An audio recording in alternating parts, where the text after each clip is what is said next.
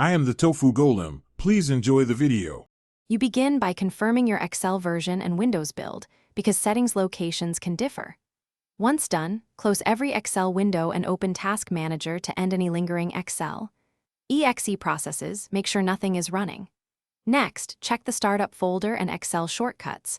Right-click the shortcut, open Properties, and inspect the target field. If it contains /safe, remove that switch now.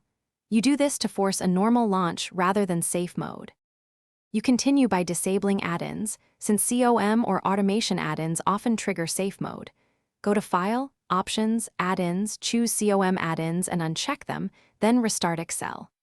If that fails, cautiously use Registry Editor. Export the Excel key first for backup, then remove any keys or values that force safe startup.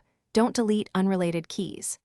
Once edits are made, restart Windows and launch Excel normally. This isolates whether add-ins or registry flags caused safe mode. To finish, run an Office repair. Open Settings, Apps, select Microsoft Office, choose Modify, then Quick Repair.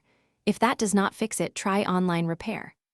After repairing, test Excel. If it still opens in safe mode, consult Event Viewer for application errors and record error codes. These give clues about faulty add-ins or corrupt files. If errors persist, create a new Windows user profile to rule out profile corruption, and as a last resort, uninstall and reinstall Office for a clean baseline. Thanks for watching. Consider subscribing if we helped you today.